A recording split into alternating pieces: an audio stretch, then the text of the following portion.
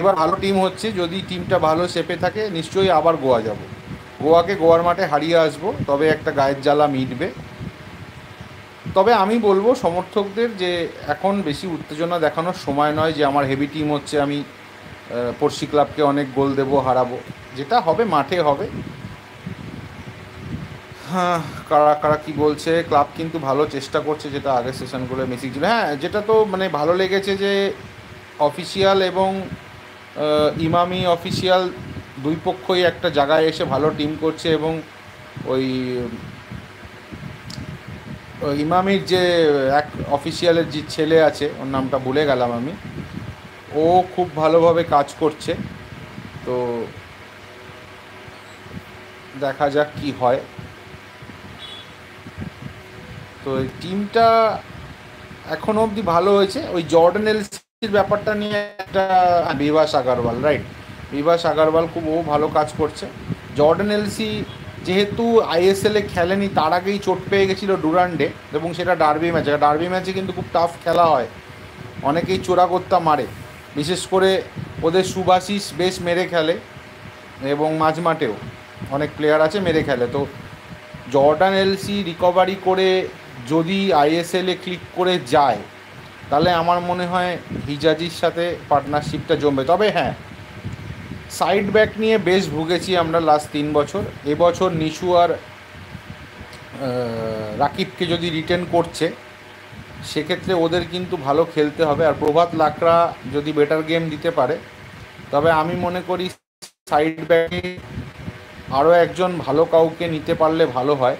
আর লালচুং নুঙ্গার পারফরমেন্সটা আগের বছর খুব খারাপ গেছে, এবছর যদি ও রিকভারি করতে পারে। আর ওই আরেকটা ছেলে তো নিয়েছে হায়দ্রাবাদ থেকে, ও যদি ভালো খেলে দেয়, তাহলে আমার মনে হয় অসুবিধা হওয়ার কথা নয়। তবে আমরা ভালো টিম করছি, বাকিরা যে বসে আছে তা তো নয়, সবাই ভালো টিম করছে। দেখা যাক কি হয়। তো এইটুকুই বলার জন্য এসছিলাম। হ্যাঁ, জোথান পুইয়াও আছে। খাবড়া আমার মনে হয় খাবড়ার এবার মানে রিটায়ার করাই উচিত। অনেকটা খেলে ফেলেছে, বয়স হয়ে গেছে, ইনজুরি মারাত্মক। আইএসএলের মতো খেলা ও টানতে পারবে বলে আমার মনে হয় না।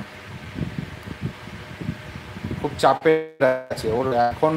আমার মনে হয় আস্তে আস্তে ওর কোচিংয়ের দিকে যাওয়া উচিত। অনেক দিন ফুটবল খেলেছে, কোচিং লাইসেন্স করুক। ও এখন একটা একটা ভালো এজ হয়ে গেছে, শরীর ভারী হয়ে গেছে, সেই জায়গাটা খুব মুশকিল। মোহামেডান কিন্তু ডেভিডকে বাই বাই জানিয়ে দিয়েছে, থ্যাংক ইউ করে দিয়েছে ওদের অফিসিয়াল ফেসবুক টুইটার পেজে। হ্যাঁ, বাঙালি প্লেয়ার তো রয়েছে, সায়ন, বিষ্ণু, আমান, এদেরকে আমরা তুলতে পেরেছি, এটাও একটা বড় পাওয়া। কার্লেস কুয়াদ্রাতকে আমরা অনেকেই বলেছি হয়তো ডিফেন্সিভ খেলেছে, এটা ঠিক যে আমরা অনেক গোলও খেয়েছি। উনি কোচ হওয়ার আগে লাস্ট 2 বছরে প্রচুর গোল খেয়েছে টিমটা, 34টা 32টা করে গোল খেয়েছে। তো সেই দিক দিয়ে এই বছরে অনেক কম গোল খেয়েছি আমরা। জিডিটাও ভালো ছিল এই বছর, গোল ডিফারেন্সটা। তো উনি আগে ডিফেন্সটা মেরামত করেছে। আর এই বছর হয়তো আমরা ক্লেইটনকে সবসময় বেঞ্চেই দেখব, সেকেন্ড হাফে আসবে হয়তো, যেটুকু সময় ও খেলবে ও তেতে ফুড়ে খেলবে। কোনো ম্যাচে যদি দিয়ামান্তাকস মিস করে, সেই ম্যাচে শুরু থেকে খেলবে। ওরও বয়স হয়েছে, তাই এমন কাউকে দরকার ছিল যে বক্সে পেনিট্রেট করতে পারে।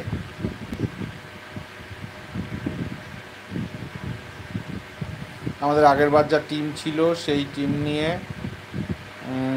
কার্লোস কুয়াদ্রাত ছাড়া কেউ পারতো না।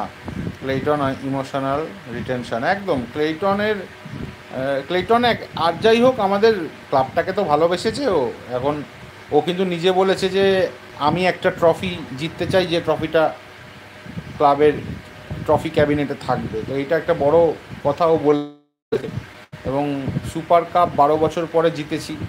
অনেকেই বলছে সুপার কাপে বিদেশি ছিল না বেশি, অনেক দলের প্লেয়ার ছিল না, কিন্তু আমরা তো মোহনবাগানের 6টা বিদেশি খেলেছে, তাদেরকে হারিয়েছি। ওড়িশাও ফুল টিম নিয়ে ফাইনাল খেলেছে, শুধু গোলকিপারে মনে হয় আমরিন্দার ছিল না।